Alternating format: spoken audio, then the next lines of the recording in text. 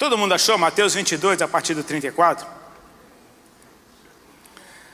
Diz assim: entretanto os fariseus, sabendo que Jesus havia silenciado os saduceus, reuniram-se em conselho. E um deles, intérprete da lei, querendo pôr Jesus à prova, perguntou-lhe: Mestre, qual é o grande mandamento na lei? Jesus respondeu: ame o Senhor seu Deus de todo o seu coração, de toda a sua alma e de todo o seu entendimento. Este é o grande e primeiro mandamento. E o segundo, semelhante a este, é: ame o seu próximo como você ama a si mesmo. Desses dois mandamentos dependem toda a lei e os profetas. Que o Senhor nos abençoe, amém? Irmãos, assim ó, deixa eu compartilhar umas coisas com vocês. E são observações simplesmente, e depois eu quero me aprofundar um pouquinho mais nisso aqui. Eu sou de uma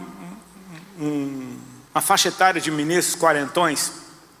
Quando a gente ministra, a maioria das vezes para jovens, já não é mais como um jovem ministrando para outro.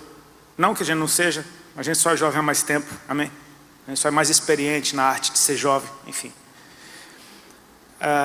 Estou vendo aqui que tem gente bem experiente nessa arte de ser jovem.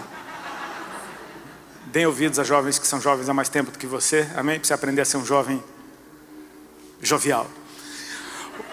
O que eu quero dizer com isso? Assim, quando eu comecei a ministrar, eu tinha 28. Eu aceitei Jesus e com uma semana que eu tinha aceitado Jesus, as irmãs que me evangelizaram já me botaram para dar testemunho numa vigília.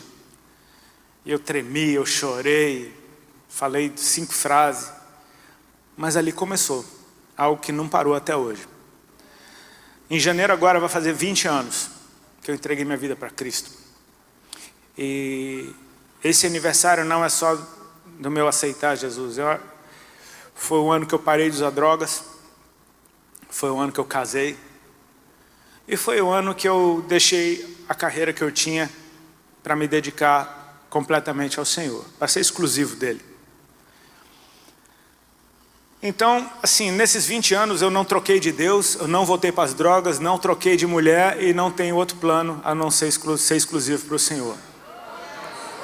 E se você me perguntar qual é o meu plano de futuro, adivinha o quê? Eu quero continuar com o mesmo Deus, com a mesma mulher, sóbrio e sendo exclusivo dele. Quero servi-lo da maneira que ele quiser, se ele quiser me mover, enfim. Ele é Deus, ele pode fazer o que ele quiser comigo, mas até então é o que eu me vejo fazendo, pregando o evangelho, tenho prazer nisso, cantando para ele. Talvez eu ainda esteja cantando Isaías 9 daqui a uns 30, 40 anos, por que não? Com outras músicas, pelo amor de Deus também, mas não é que ninguém aguenta cantar a mesma a vida inteira, mas eu creio que aquilo que vem do eterno se renova, amém? Muita gente que não tem entendimento pode pensar: você está cantando sobre a volta de Cristo, minha avó já falava disso. Aí eu te pergunto: e Cristo já voltou? Não, então é um evento futuro, não é passado. Ele está apontando para algo que está a cada dia que passa mais perto de você, mais perto de mim. A gente precisa estar atento a essas coisas. Assim, uma coisa que me enlouquece e eu simplesmente não entendo é testemunhar uma geração como a sua, e eu digo a sua agora, na dos mais jovens mesmo, que, cara, está vivendo um tempo tão maravilhoso. Vocês nasceram na colheita. Sabe a diferença de nascer na hora que você está semeando? É uma coisa, nascer na colheita é outra. Porque você nasce, tudo que você conhece é festa, é banquete, é fartura. A igreja desse tempo é assim, ela nasceu na colheita. Nasceu numa época em que, cara, você não assiste um jogo de futebol sem um jogador de futebol dando glória a Deus. Você não assiste uma luta de UFC sem um lutador todo estourado dando glória a Deus. Você não vê uma celebridade que não esteja falando do Senhor, enfim.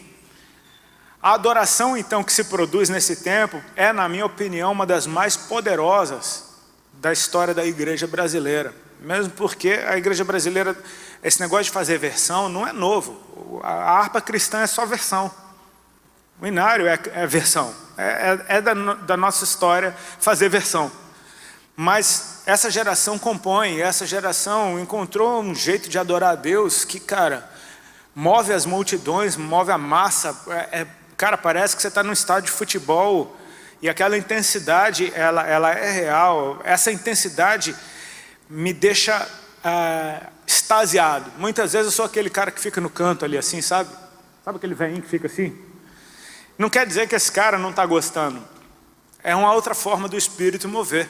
Eu me lembro que eu vi uma pregação esses tempos, um pastor americano, que ele falando sobre as reações do profético, né? Ele usava Atos 2, quando ele falava que, cara, o Espírito desceu sobre a casa onde os discípulos estavam reunidos, todos foram cheios do Espírito Santo, uma língua de fogo, como de fogo, pousou sobre cada um deles e todos começaram a falar em novas línguas. A loucura estava tanta que o povo do lado de fora começou a achar que os caras estavam bêbados. Pensa como é que estava o negócio para achar que todo mundo estava bêbado. Só que nisso levanta Pedro, e Pedro diz, irmãos, são 9 horas da manhã, não tem ninguém bêbado. E aí Pedro começa muito sobriamente a passear pelas escrituras e explicar o Cristo para todo mundo. Ou seja, Pedro estava no meio daqueles caras, Pedro também recebeu a sua língua de fogo, mas em uns, enquanto fica todo mundo doido, tem outros que ficam sóbrios, discernindo o ambiente e encontrando a língua que Pedro começou a falar foi tão estranha, foi a escritura. Pedro começou a discernir, a dissertar sobre as escrituras de uma maneira como se fosse um mestre da lei. Então assim, a gente precisa às vezes só perceber que as pessoas se movem diferente. Eu vejo essa intensidade e eu amo muito tudo isso.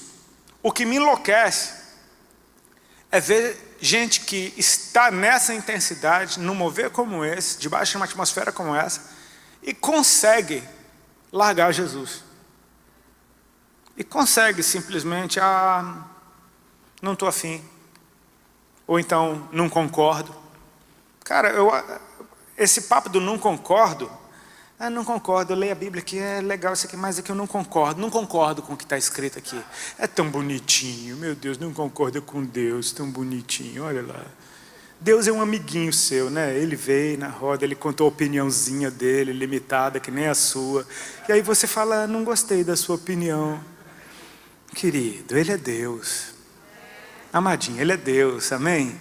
Ele criou todas as coisas pela sua palavra. Aquilo que Ele disse que é bom, vai ser bom para sempre. Aquilo que Ele disse que é ruim, que é abominação, vai ser assim para sempre. Não concordo, problema seu, você não concorda. Está na Bíblia, é Ele que falou. Eu não concordo, não quero mais brincar. Lá no Descende, pastor Silas Malafaia mandou uma que eu achei fantástica. Ele disse, um jovem muçulmano vai para a Europa com seus pais quando é bebê e vai para o colégio e ele continua muçulmano. Ele vai para a faculdade e ele continua muçulmano. Ele vai para o mercado de trabalho e ele continua muçulmano. O jovem cristão brasileiro vai para a faculdade, em 2 meses ele está chamando o pastor de homofóbico. Os antigos são casca, né? Ele largou essa lapada lá no Descende. Então assim, Deus resiste ao soberbo. E não tem soberba maior do que você achar que você está pronto para discutir com Deus sobre qualquer assunto que seja. Então assim, eu acho legal a gente baixar um pouquinho a bola e aceitar que Ele é eterno e eu não. Ele conhece o fim das coisas, amém? E eu não. Eu posso conhecer um amiguinho hoje, meu amiguinho, você vai ser meu amiguinho pro resto da vida, e Deus falar, eu não quero que você ande com o seu amiguinho, mas o meu amiguinho é tão legal, mas você não sabe lá na frente no que é que isso vai dar. Deus conhece o fim. Parece bonitinho hoje, parece legalzinho hoje, mas o fim é que determina se isso presta ou não. E Deus conhece o fim. Então quando Ele diz que uma coisa bonitinha não presta, desconfia que o fim disso. Porque o pai que ama o filho, o corrige e o protege. Amém?